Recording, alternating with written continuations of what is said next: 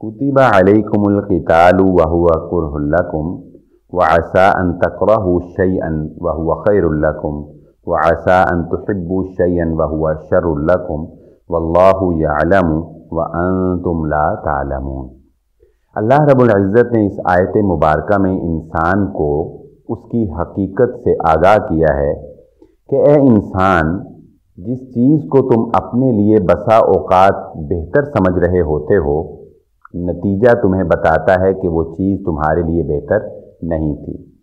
इसी तरह बसा औकात ज़िंदगी में तुम कोई फ़ैसला बहुत ही कॉन्फिडेंस के साथ करते हो कि उस फैसले में तुम्हें ज़रूर बज़रूर कामयाबी मिलेगी, लेकिन वक़्त साबित करता है कि तुम नाकाम हुए।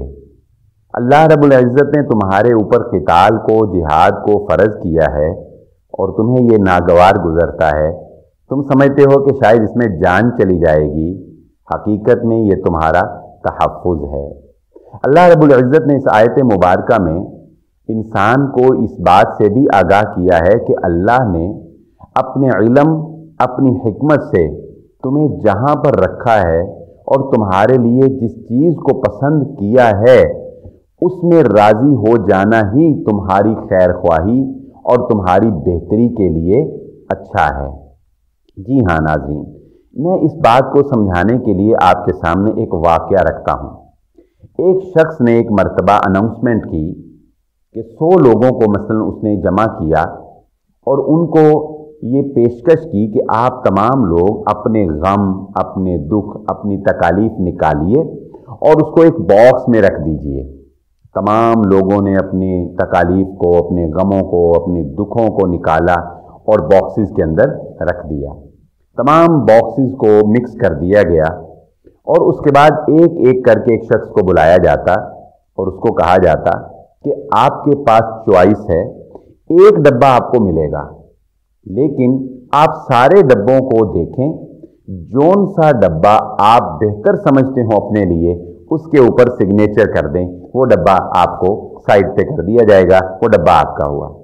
तमाम लोगों को सारे डब्बों को दिखाया गया, लेकिन बिला आखिर जब सारे लोग देखकर साइड पर हो चुके तो किसी भी डब्बे के ऊपर कोई भी सिग्नेचर मौजूद नहीं था। लिहाजा उनसे पूछा गया कि आपने अपने लिए कोई डब्बा सेलेक्ट क्यों नहीं किया, जबकि आप अपने दुख, अपनी तकलीफ और अपनी परेशानियों से हमेशा ये शिकवा करते हुए नजर आए कि हम बहुत दुखी और हम बहुत परेशान और सारे ज़माने और सारे जहान के दुख हमें। तो हर शख्स की ज़ुबान पर यह जुमला था कि हमें हमारा डब्बा वापस कर दो, हमें दूसरों का डब्बा नहीं चाहिए।